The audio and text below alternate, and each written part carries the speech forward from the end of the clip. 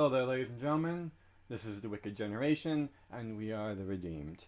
Today I want to talk to you about the sin of pride, something that's very relevant to the events that have been unfolding very recently, and something that we all have to stand to benefit when we understand it. First, though, let's distance pride from gluttony and greed and lust. Now, in my first video in the series, I mentioned that pride is not the most primordial sin. Pride is a lack of understanding of one's own place in the natural and eternal orders. This, however, is not lust, which is formless wanting, the human condition that moves us to perform all these other sins. Lust in and of itself, this formless wanting, tends to put us under many different nuanced illusions, tends to create the 7 deadly sins within us, or rather prompts us to act in these 7 different sinful ways. Pride is merely just one form of this lust behind it. The want for recognition, the want to survive satisfactorily mentally. The reason why I mentioned greed and gluttony earlier is because greed and gluttony are concerned with the physical, more materialistic survival of the individual. Pride merely seeks to serve and protect the ego, and it does so through the means of vainglory, which is the want for recognition, honor, appreciation, anyone to notice them.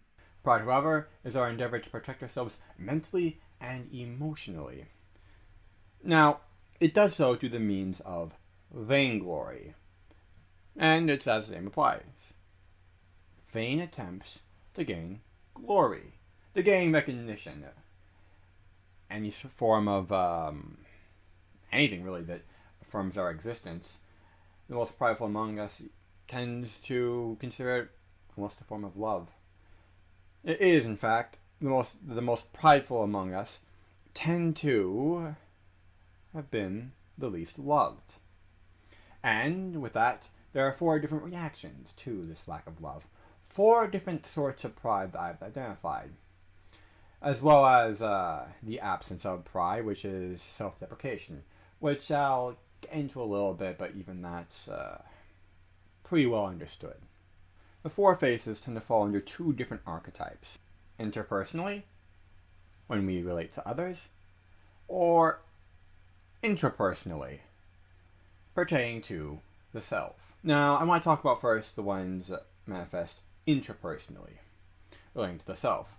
You have the run-of-the-mill overt narcissist and the covert narcissist. In dealing with the overt narcissist, they, as you would expect, tend to puff themselves up a little bit. But why is that so? Why is it that they're lovers of self so much? Because they believe that no one else has really loved them. As with any other sort of pride, and their response in the face of this dearth of love is to love themselves. And in a sense, they are the most loving, kind, generous, magnanimous person that they know. They're the only ones in the world that they know of that love them. At least they care.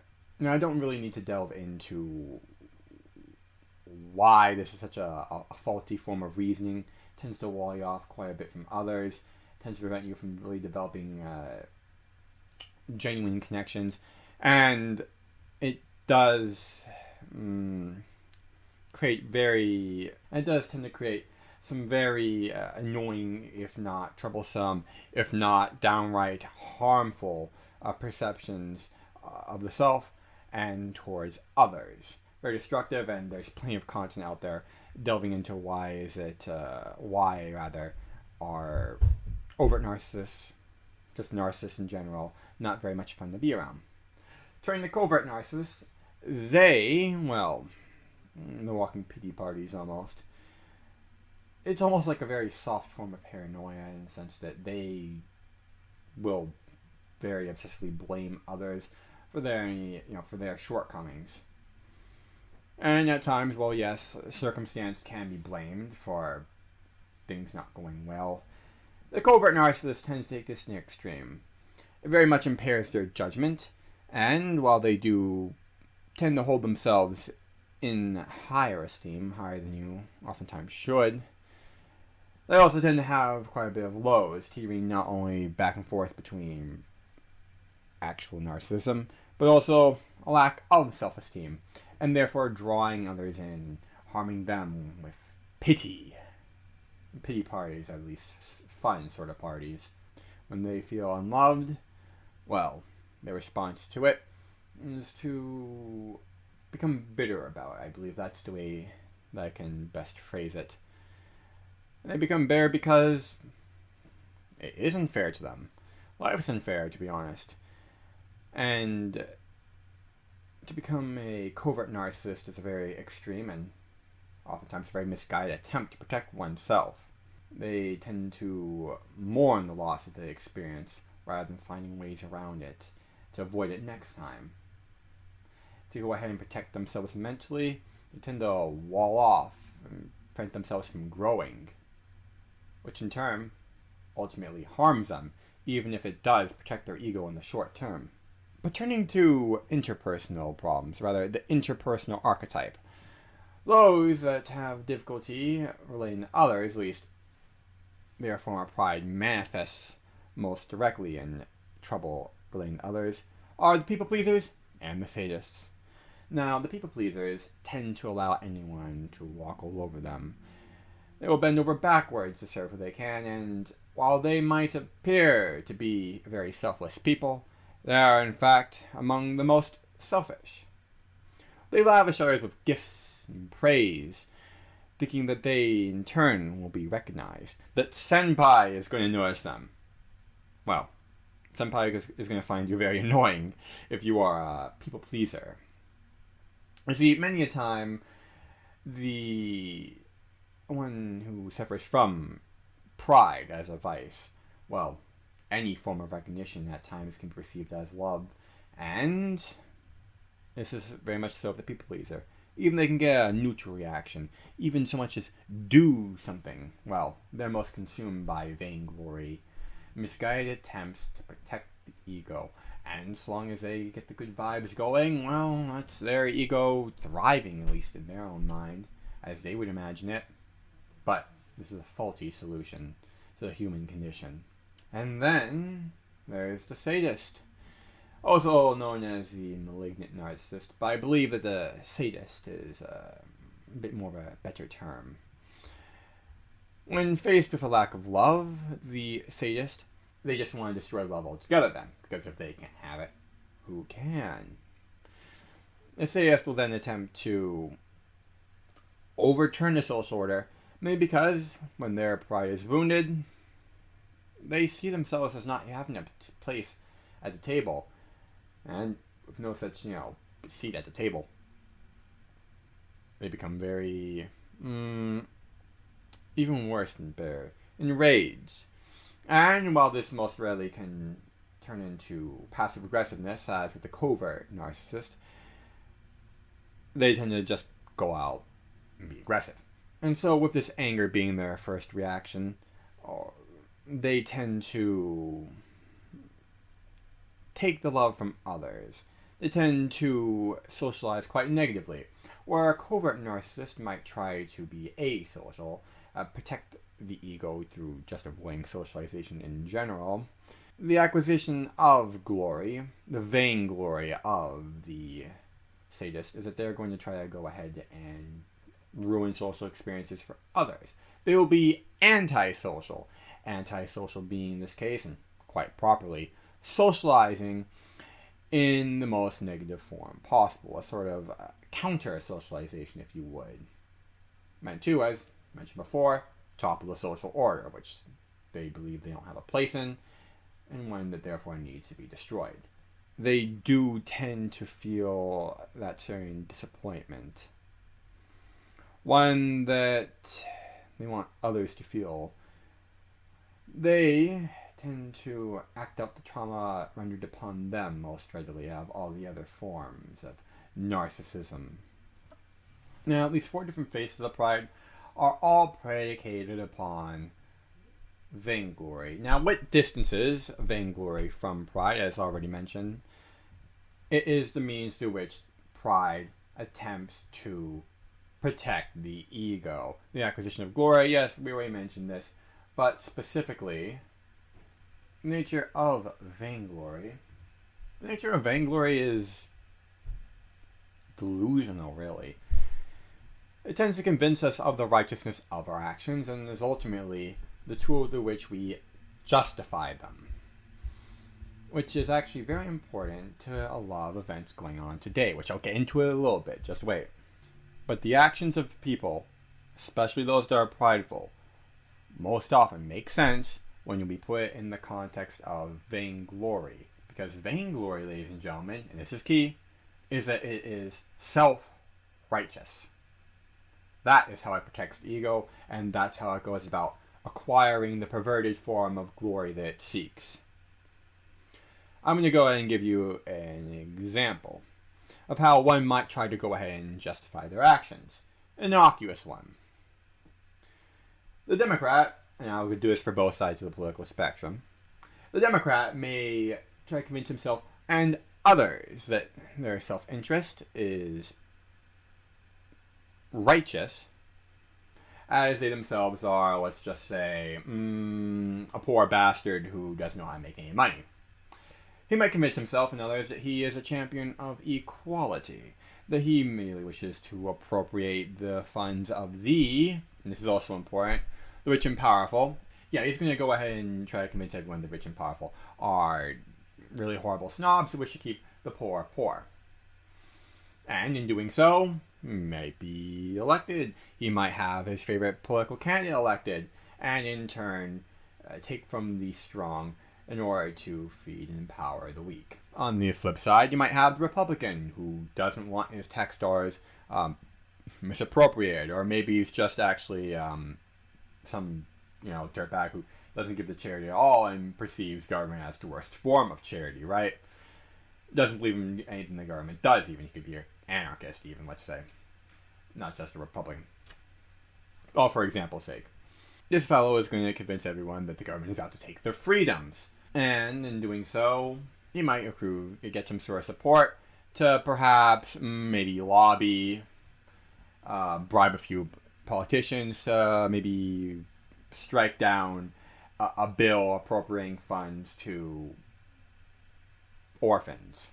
Okay, but the reason for this long-winded example is because this is how we make it relevant to today. The reason why pride and vainglory and ultimately pride are behind many of the events that have transpired, especially with Black Lives Matter, identitarian politics, which I love to bash. The reason why it's all behind it is because when you target people's sense of pride and have them act in the interest of vainglory, it is one of the highest forms of manipulation, ladies and gentlemen. Guilting, shame, promises of becoming overall a moral person. The R word is a very magical thing in today's society. You can apply it to anything, anyone, without any context or repercussion. And the magic of that is that when you do shame, guilt, promise, the potential to become a more moral person, to atone for one's own innate troubles that are not universal to the human race, such as having the quality of being the R word. Yeah, it's pretty useful in getting not only public support behind you, but to get the representatives of the people to follow your lead, politicians, and even the private sector. That's right, ladies and gentlemen. The big banks, Amazon, whoever else you can think of. Name me a Fortune 500 company that hasn't kowtowed to the interests of the BLM mob. And why is it a bad thing? I'm not even speaking out against BLM right now, in and of itself. The most important thing that I'm trying to point out here is that institutions that weren't even designed to engage into politics or even manipulate society as a whole companies have a vested interest in merely making money. That's what they simply do. They have to provide a service to make money, and if they suck at providing the service, people go elsewhere. However, it's becoming now a requisite to kowtow to the hate mob, the very hateful hate mob, in order to sell your product, lest you get cancelled. Alright, but what is the point of virtue amidst all of this nonsense? Between self-deprecation and pride, what good can a person do? Humility is the confluence of actual confidence and an understanding of one's own place within the natural and eternal orders. One who is truly humble understands the trials that they are subjected to are ultimately for their own development and betterment, and that the triumphs they subsequently achieve are ones that they themselves work for. One who is truly humble, in fact, is a lover of self, as much as they are a lover of others, of people as a whole.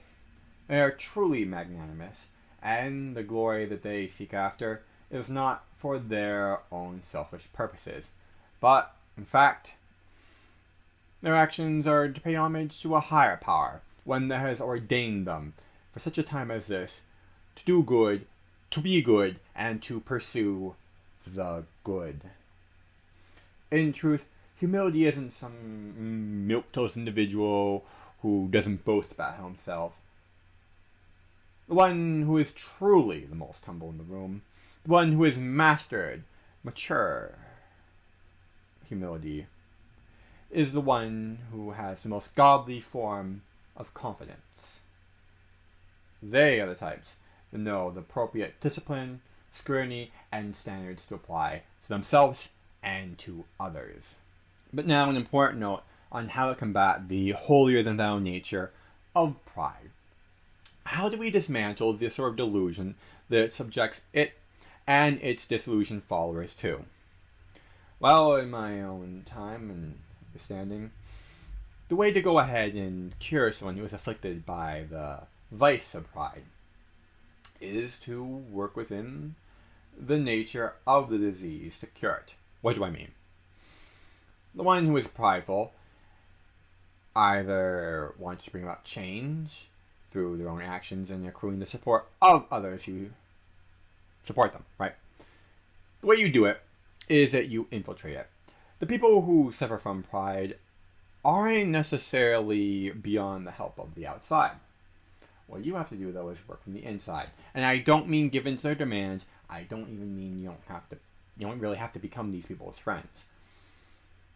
To deal with a prideful person, you have to make sure that whatever solution that you give them, whatever medicine that you give them, it needs to be their idea to take it. That's how you work with this illusion. You know, it's really ironic that the people who suffer from pride are most apt to believe that they're the only people in the world that can help themselves.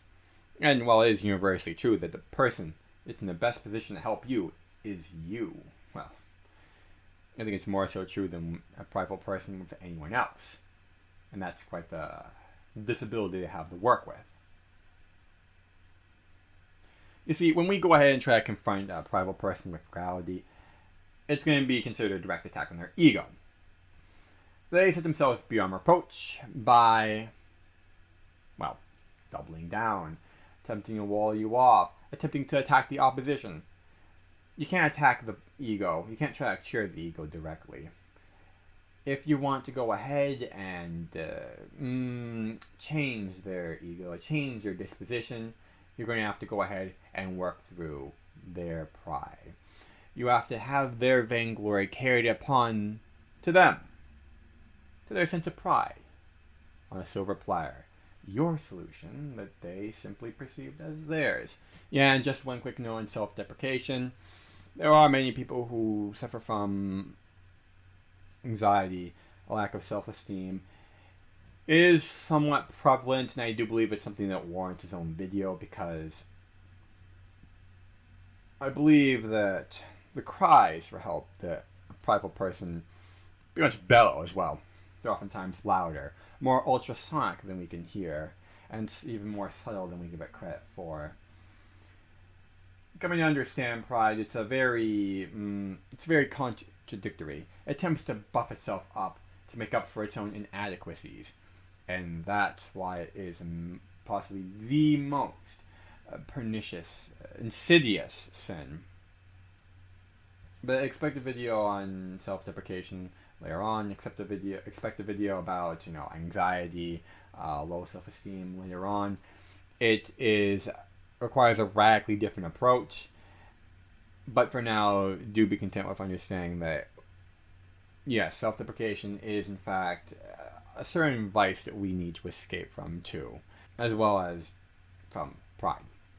Both, and as this is going to be a recurring theme quite a bit in this series, the absence of and the excess of any given virtue is in fact a vice. And we all aim for the point of equilibrium, of balance. And as mentioned before with lust, the point of balance is chastity.